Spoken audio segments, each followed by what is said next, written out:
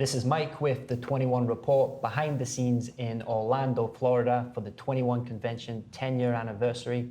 I'm sitting alongside Rollo Tomassi, author of the Rational Male series. Rollo, you just gave your first talk at the 21 Convention. First of all, welcome. Thank you. Thank you. First time here. Yeah, it's good to have you here, man. Thanks. So to get into some, before we get into some questions, I want to ask if you could give a brief overview of your first talk today and why you chose to talk about, in this case, hypergamy. I chose this because it's probably the topic that I know the best. As I was saying in the actual talk, if you go and you Google the search term hypergamy, you'll find that my site is the second listing right after the Wikipedia entry for the definition of it. I think that the reason for that is, first of all, I write about that probably more than anything else because I really think that hypergamy is the underpinning of pretty much every intersexual dynamic that we as guys face today. And I think that it really needs to be more understood simply because it affects so much. It affects our personal lives, our intersexual lives with girlfriends and wives and women you're approaching, but it also goes to has extensions into society and into how we will direct the legislation for our country, for how the social discourse is going to go, just things that are appropriate to talk about and things that aren't appropriate to talk about, and how it influences really what I refer to as a feminine primary social order. So whether we're talking about abortion or we're talking about consent laws or we're talking about divorce laws, things like that, a lot of guys don't really understand that hypergamy is the root cause of a lot of the things that we think is so unfair. We think, oh, well, as guys, why is it that guys or men get the sharp end of the stick when it comes to divorce laws or child custody or alimony and things like that? We're still basing our those laws on an old social contract, and that old social contract is primarily based on the foundations of hypergamy. So, taking care of the woman, making sure the child is provided for, that's an aspect of that. A lot of people want to just define hypergamy as the sociological definition, and that is that men or women tend to marry up socioeconomically. They do, and if you want to just leave it at that, that's the polite thing to do. But they just really don't understand that when you look at topics like ovulatory shift, and you look at how that affects women's behavior, how it affects their sexual selection process, how it influences just who they're going to breed with and who they're not going to breed with. I mean, really, hypergamy is the deciding selective factor that decides really the future of the species almost. We have given women such a control, just a unilateral control over hypergamy right now, fundamentally from the social aspect of things, even in religion, even in legislation for, like I said, abortion and birth control and things like that. All of that comes back to giving women a complete and just absolutely unilateral control over hypergamy and ultimately the direction of the race, the human species. Who are they going to breed with and who are they not going to breed with? So what would if someone wasn't aware of all this stuff, hypergamy, the red pill, what would your short Rollo Tomassi definition of hypergamy be? Not to put too fine a point on it, but it's alpha fucks and beta bucks. Or you can say that the nice way and say alpha seed and beta need. And it is the pluralistic or the dualistic, if you will, sexual strategy of women. And it basically comes down to women looking for a guy who is the hot guy, has the breeding potential and has the guy that she really wants to have sex with in a short-term sexual, well, she'd probably like to have it in a long term as well, but in a short-term sexual context. And then there's the beta bucks guy, or the guy who's the provisioning guy, or the guy who's a good parental investment proposition. And never do the two meet, especially not now, because so many guys we're polarized right now, where we've got 80% of guys who are very much the beta provider type, and then we've got maybe 20% of the guys who are who can actually pull off the alpha male kind of thing, where they're going to be the one that women are going to prefer on Tinder, for instance. So in a nutshell, hypergamy is really, it has to do with ovulatory shift and the behaviors that go along with that, but from a functional standpoint, it's breeding with the best genetic specimen of men and securing long-term security and provisioning and parental investment from that kind of man, beta provider. Yeah. So in your books, you talk about becoming or being the guy who just gets it. Is a simple understanding, a basic understanding of hypergamy enough, or is there more to it than that? Hypergamy is definitely a vital part of that, because if you don't have that education, if you don't have that knowledge of how women's sexual strategy operates, you set yourself up for a lot of different things, both short-term and long-term. If you're just getting into learning game and learning to be a pickup artist or something like that, this is just one aspect of it. It helps you to understand and to optimize your game a little bit more. If you are a guy who wants to get into a long-term relationship and you want to build a family and everything, it will also teach you how to maintain that and how to sustain your relationship and understanding what it is that you're dealing with. Most guys just simply don't have the understanding or the background to that. When I say you have to be a guy who just gets it, what I mean by that is it has to be some kind of innate knowledge inside of you. You have to, it has to become part of who you are. And I make references to that as far as red pill and intersexual dynamics is concerned.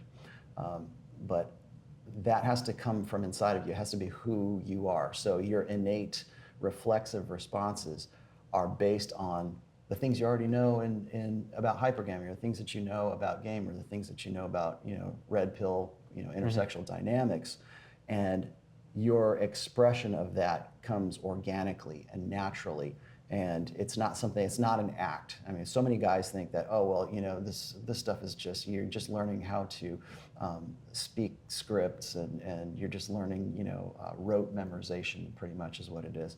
And that's what they think that it all boils down to, but it's so much more than that, and it has so many more applications to it. So when I say you got to be a guy that just gets it, I say that because most women don't want to be told about the game. They want to play the game. They don't want to say, oh, they want to have a guy say, here's what you're doing.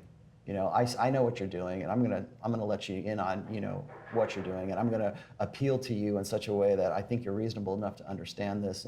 But women don't want to hear that. They want to play the game. They want to know that you get it, and they want to know that you can play along. And that's why when we talk about shit tests and things like that, they don't want to. A woman gives you a shit test. She doesn't want to be told, hey, you just gave me a shit test. She doesn't want to say that. She wants to know that I just gave you a shit test. Did you get it?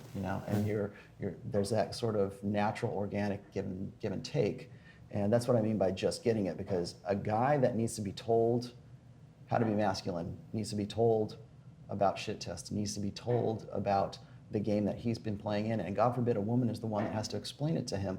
That's not the guy for her.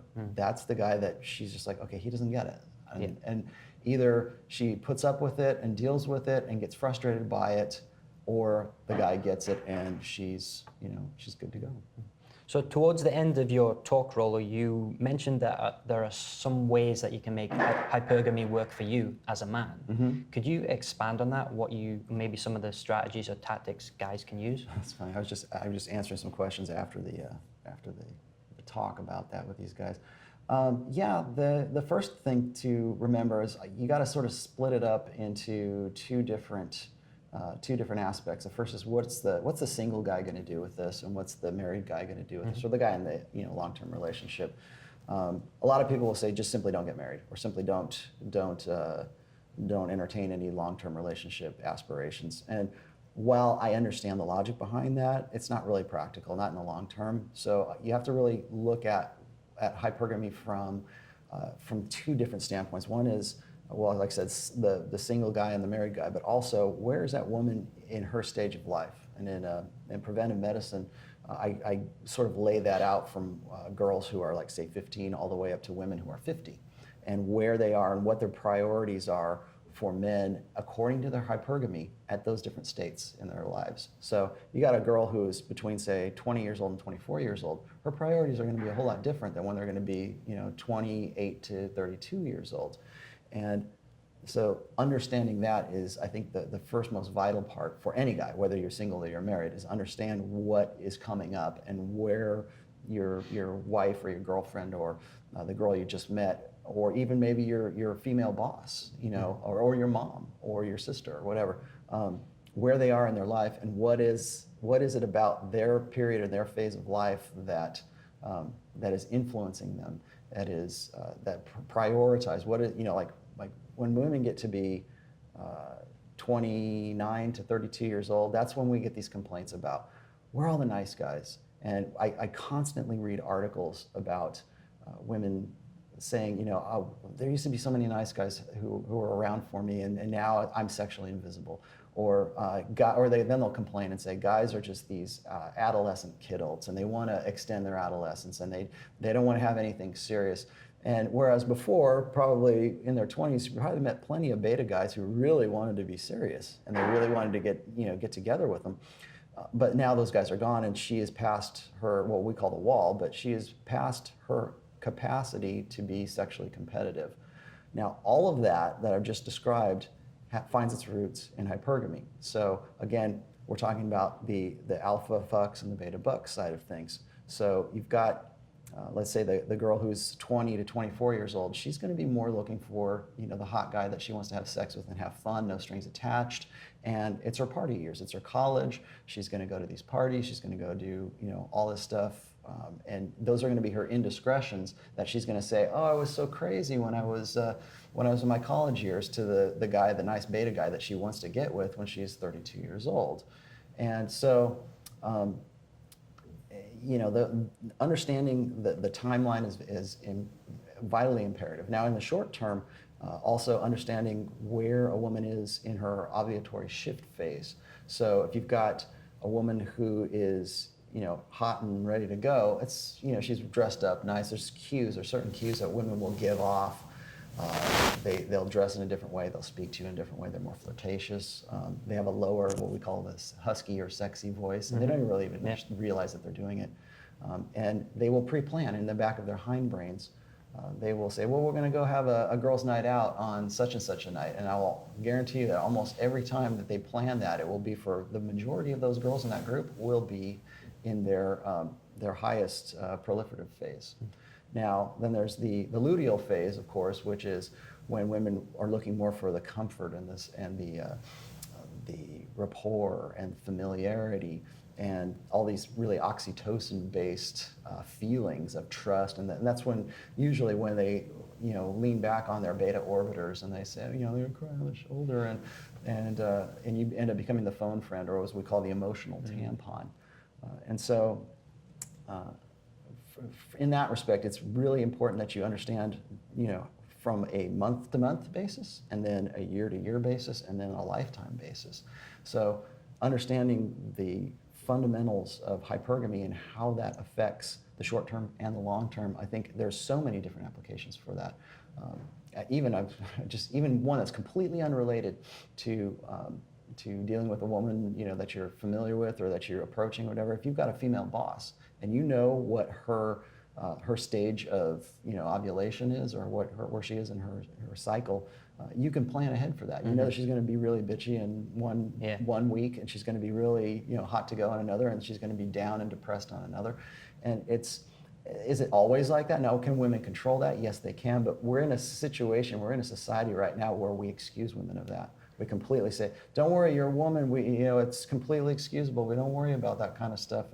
And I think it was even Socrates was saying, we expect women to have some sort of logical, rational capacity for self-control and to understand themselves, but they don't. They don't understand that. They don't want to understand that. And for me or you or anybody else to say, you need to understand that, goes right back to getting it. If I have to tell you about it, and I have to tell you, here's what you're going through, that's not being organic, and that's not playing the game. And so what I think is very important for guys to do is to keep this to themselves. Keep, it's your secret weapon. This is your toolbox, and understanding what the tools are in here. And hypergamy is a very big part of that. It's a foundational tool, but it's still just one more tool. And how you go about applying that is really individual to each guy. So, like, I don't know what your situation is. I don't know what anybody's situation is.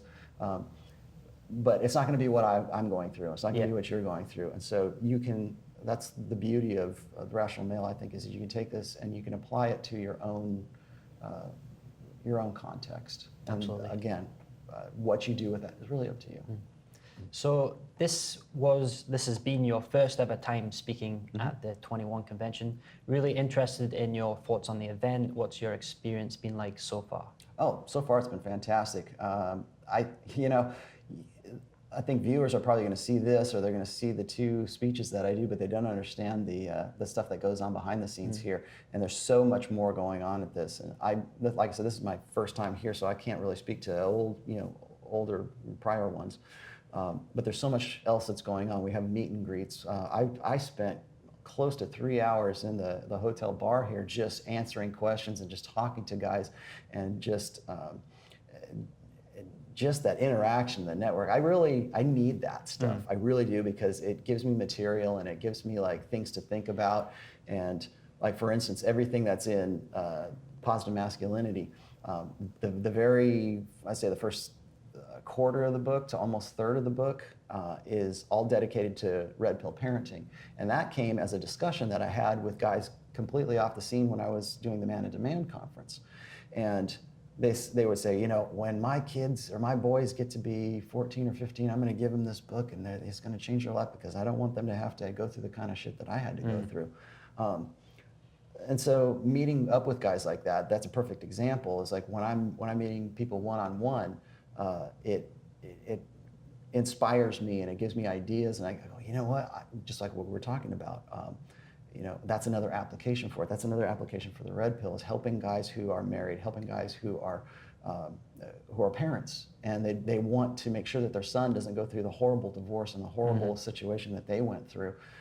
So behind the scenes is where all that came from. And so there's all this stuff that's going on. Like, I know Christian McQueen is taking some guys out to some of the clubs here in Orlando, and Goldman's here as well, and he's going to be giving his talk, I believe, on Sunday. And everybody here has such a breadth of experience. We've got Alan Roger Curry, we've got Richard Cooper, we've got Ivan Throne is here. A lot of these guys who are fixtures, I think anyways, fixtures in the red pill community. And it's not just about angry dudes, spitting hate at each other or spitting hate at women and stuff. And I think anybody who would come to this, who watches these videos or comes to these things, you would know that just how ridiculous that idea is that all it does is just about angry guys. Because the guys I meet, and again, we've got some other events that are going to be happening that are off the scene. It's like, it's not just about talks. I think that's where a lot of the value of this particular conference is in. Yeah. I know that a lot of people came here to see me. I mean, there's people who flew in from Great Britain just to see me, and I'm very flattered, and it's very humbling to have people come and say, hey, thank you, you saved my life. But I need that one-on-one, and this convention really provides an opportunity to, you can pick my brain, I can pick your brain, and really, that's what I think the red pill is really all about. It's always been about that for me. It's not just for me, typing away on my blog and writing a new book or something like that. I come from a forum background. I was a moderator on the SoSwab forum for years, from 2002 all the way up until really just recently, I think 2015. I was a moderator for a long time. And so I'm used to that interaction. In fact, I resisted making a blog because I was so hooked on that interaction. And the great part about this is I get that here. Yeah. I get the one-on-one, and people have thrown questions at me like I would never would have thought of that if I hadn't been here. So. Awesome. So before we wrap this up, Rollo, if people want to learn more about you, more about your work, where's the best place they can go? Well, of course, my website, which is therationalmale.com. you'll find me there. You can also follow me on Twitter. I can't guarantee you everything will be some profound, aphorism of truthiness, but you can follow me and find out what's going on there. I keep up with a lot of people one-on-one via Twitter. Of course, you can pick up my books on Amazon. I have the base book, the core book, which is The Rational Male. This is the core fundamentals, I like to call it the rule book of the red pill as far as I'm, from my perspective. And then I have everything that comes past that is really, of course, sort of supplemental. So you don't have to read 3, or you don't have to go 1, 2, 3. You can read 3. As long as you read this first, it doesn't matter which one, and even if I have a 4th one later. These are really the supplements, and these are more specific to guys' needs. Like I said, this one is the timeline, what we were just discussing a minute ago. And then positive masculinity is geared towards sort of taking red pill knowledge and red pill awareness and putting it into different realms, like red pill parenting, understanding how masculinity is under deliberate assault. Tomorrow's talk, we'll get into that. Maybe we'll do this again and we'll talk about that. But tomorrow's talk is going to be about defining masculinity for ourselves and not allowing the feminine imperative and not allowing the village, as I like to call it, define what masculinity can be for us, or allowing them to confuse men so much that they just simply give up on it, or they define it for themselves and have no idea what real conventional, honest to goodness, male-based masculinity really is. So that's what I wrote this book for. And so you can pick these up on Amazon. I have them of course, in printed form. They're all available on Kindle. The first one is available on Audible, and the second one, and I wish I could have made this announcement now, but it will be on Audible probably by the time anybody sees this video. It's still in the review stage right now, but the second book will be available on Audible by the time you watch this. Awesome stuff, man. Well, Rollo, thanks again for being here. Thank you. It's been great Thanks having for having you. me. Yeah. And with that, you can get first access to Rollo's talk on 21university.com, or by clicking the link underneath this video. This is Mike signing off for the 21 Report with Rollo Tomassi. Thank you.